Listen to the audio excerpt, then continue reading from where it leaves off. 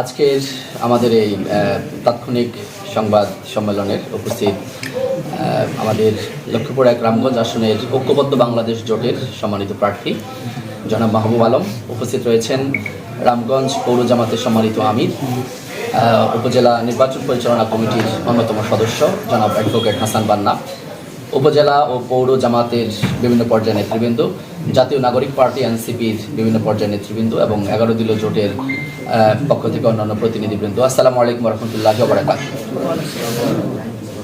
আমি এখন আপনাদের সামনে গত 2-3 দিনের মধ্যে, বিশেষ করে আপনাদের সামনে আমরা গত 3 দিন আগে আমরা একটা প্রেস ব্রিফিং করেছিলাম। তার পরবর্তীতে দিনগুলোতে আমাদের ঘটে যাওয়া কিছু ঘটনা নিয়ে আমরা আবারও আপনাদের সামনে হাজির হয়েছি। বিসমিল্লাহির রহমানির রহিম। সম্মানিত সাংবাদিকবৃন্দ, আসসালামু আলাইকুম রহমতুল্লাহি ওয়া বারাকাতুহু। আসন্ন জাতীয় সংসদ নির্বাচনকে ঘিরে লক্ষ্মীপুর এক রামগঞ্জ সংসদীয় আসনে একের পর এক অপ্রত্যাশিত ও অনাকাঙ্ক্ষিত ঘটনার সৃষ্টি হয়েছে, যা সরাসরি নির্বাচনী আচরণবিধির সুস্পষ্ট লঙ্ঘন। ইতিপূর্বে আমাদের নির্বাচনী বিলবোর্ডে অগ্নিসংযোগ, নেতাকর্মীদের হুমকি প্রদান ও নারী কর্মীদের হেনস্থার মতো একাধিক ন্যাক্কারজনক ঘটনা ঘটেছে। এসব ঘটনার বেশ কয়েকটি বিষয়ে আমরা আগেও আপনাদেরকে অবগত করেছি। আজ অত্যন্ত উদ্বেগ ও উৎকণ্ঠার সঙ্গে আরও কিছু গুরুতর বিষয়ে কথা বলার জন্য আপনাদের সামনে আমরা এসেছি।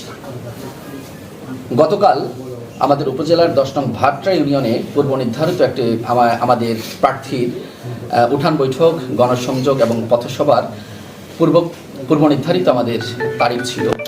সেই প্রোগ্রামগুলিতে দেয়াই নয়, গভীর রাতে আমাদের নেতাকর্মীদের বাড়িতে গিয়ে ভয়ভীতি প্রদর্শন ও হুমকি প্রদান করা হয়েছে।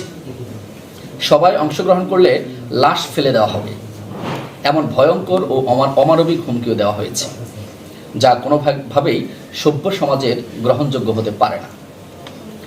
পরিস্থিতির ভয়াবহতার কারণে আমরা পুলিশ ও সেনাবাহিনীর সহায়তায় আমাদের কর্মসূচি পরিচালনা করতে বাধ্য হয়েছি। এটি অত্যন্ত দুঃখজনক যে একটি শান্তিপূর্ণ রাজনৈতিক কর্মসূচি বাস্তবায়নের জন্য আমাদের এমন নিরাপত্তাহীন পরিস্থিতির মুখোমুখি হতে হয়েছে। এখানেই শেষ নয়, নির্বাচনে আমাদের মনোনীত এজেন্টদের বাড়ি বাড়ি গিয়ে হুমকি প্রদান করা হচ্ছে, যাতে তারা ভোট কেন্দ্রে দায়িত্ব পালন থেকে বিরত থাকে। এ ধরনের কর্মকাণ্ড সরাসরি ভোটাধিকার হরণ ও গণতান্ত্রিক প্রক্রিয়াকে বাধাগ্রস্ত করার শামিল। আমরা স্পষ্টভাবে জানিয়ে দিতে চাই, আমরা সংঘাত চাই না, বিশৃঙ্খলা চাই না। আমরা চাই একটি অবাধ, সুষ্ঠু ও গ্রহণযোগ্য নির্বাচন। জনগণের রামগঞ্জের প্রতিটি ভোট কেন্দ্রে পুলিশ, র্যাব সহ আইনশৃঙ্খলা রক্ষাকারী বাহিনীর নিরপেক্ষ ও সক্রিয় উপস্থিতির মাধ্যমে দেশের বহুল আকাঙ্ক্ষিত এই নির্বাচনকে শান্তিপূর্ণ ও সংঘাতমুক্ত দেখতে চাই। এই প্রেক্ষাপটে আমরা সংশ্লিষ্ট প্রশাসন, আইনশৃঙ্খলা বাহিনী এবং নির্বাচন কমিশনের কাছে জোরালোভাবে দাবি জানাচ্ছি, সকল সহিংসতা, হুমকি ও অনিয়মের ঘটনার সুষ্ঠু ও নিরপেক্ষ তদন্ত করতে হবে। ঘটনার সঙ্গে জড়িতদের চিহ্নিত করে দৃষ্টান্তমূলক শাস্তির ব্যবস্থা করতে হবে। প্রার্থী, নেতাকর্মী, পোলিং এজেন্ট ও সাধারণ ভোটারদের সম্পূর্ণ নিরাপত্তা নিশ্চিত করতে হবে। সবশেষে এর মধ্যে আমরা আরেকটি বিষয় আজকের এই প্রেস কনফারেন্সে আপনাদের সামনে আমরা অবগত করতে চাই। আপনারা জানেন, এর আগে 8টি সমমনা ইসলামী দল সহ 11 দলীয় জোট গঠিত হয়েছে। সেই জোট থেকে সঙ্গত কারণে আমাদের ইসলামী আন্দোলন বাংলাদেশ তারা জোট থেকে তাদের জোটবদ্ধ অবস্থান থেকে তারা বেরিয়ে গেছেন। এই প্রেক্ষিতে রামগঞ্জে আনাচে কানাচে প্রত্যন্ত অঞ্চলে আমরা দেখছি সে আমাদের ইসলামী আন্দোলনের ভাইদের মধ্যে কোনো কর্মী ভাইয়েরা বা সমর্থক ভাইয়েরা, বোনেদের মধ্যে থেকেও এটা বেশি ছড়াচ্ছে আমরা দেখছি।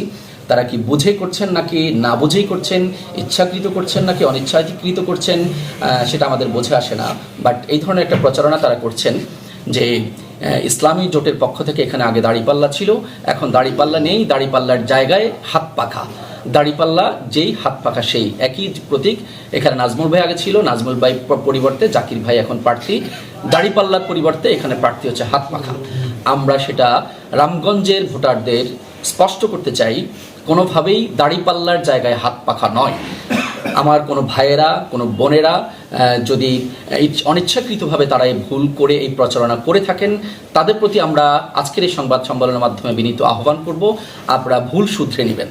আমরা বলছি না আপনারা ইচ্ছাকৃত করছেন, আপনারা যদি ভুলে থাকেন তাহলে আপনাদের ভুল আপনারা শুধরে নেবেন।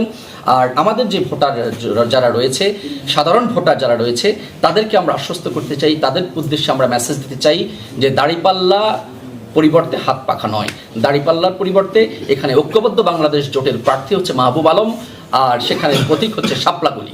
এই জামাতের প্রতীক হচ্ছে শাপলাকলি, ঐক্যবদ্ধ বাংলাদেশ জোটের প্রতীক হচ্ছে শাপলাকলি, এবং আগামী দিনে 11 দলীয় যে জোট, সেই জোটের প্রতীক হচ্ছে এখানে শাপলাকলি। আর আমরা জামাত ইসলামী সহ 11 দলীয় জোটবদ্ধ যারা শরিক রয়েছি, আমরা এখানে শাপলাকলির প্রচারণাই করছি। আপনারা দয়া করে বিভ্রান্ত হবেন না, এই বিষয়টি আমরা আপনাদের সাথে তুলে ধরতে চাই। আর সব মিলিয়ে এই সমস্ত বিষয়গুলিকে সামনে নিয়ে আমাদের আজকের মূল কথা ছিল, আপনারা গণমাধ্যমের প্রতি আপনাদের প্রতি আমাদের প্রতি বিনীত আহ্বান থাকবে, আপনারা সত্য ন্যায়ের পক্ষে দায়িত্বশীল ভূমিকা রাখবেন। আপনাদের লেখনী ও ক্যামেরার মাধ্যমেই এসব অনিয়ম ও সহিংসতার চিত্র জাতির সামনে তুলে ধরা সম্ভব হবে বলে আমরা আশা করি। আরেকটা বিষয় আমরা আপনাদেরকে স্পষ্ট করতে চাই, আজকে একটু আগে আমাদের কাছে ইনফরমেশন এসছে, করপাড়া বদরপুরে সেখানে আমাদের একজন শ্রমিক কল্যাণ ফেডারেশনের একজন ভাই তিনি প্রচারণে গিয়েছিলেন। সেখানে ইসলাম মিন্টু এবং আরও একজন নাম আমরা একটু পরে আপনাকে দিচ্ছি, এই দুইজন সন্ত্রাসী তার আরও কিছু সঙ্গী সাথীকে সাথে নিয়ে, সাজু এবং মিন্টু তার সঙ্গী সাথীদেরকে সাথে নিয়ে তার উপর অতর্কিত হামলা চালায় এবং তাকে মারধর করে। তার রিক্সা, সে একজন রিক্সা শ্রমিক ফেডারেশনের আমাদের নেতা, তাকে সেখানে অকথ্য ভাষায় গালাগাল করে এবং তাকে মারধর করে, এবং সেখান থেকে তাকে চলে যাওয়ার জন্য, তার প্রচারণা ফেলে তাকে চলে যাওয়ার জন্য হুমকি প্রদর্শন করে।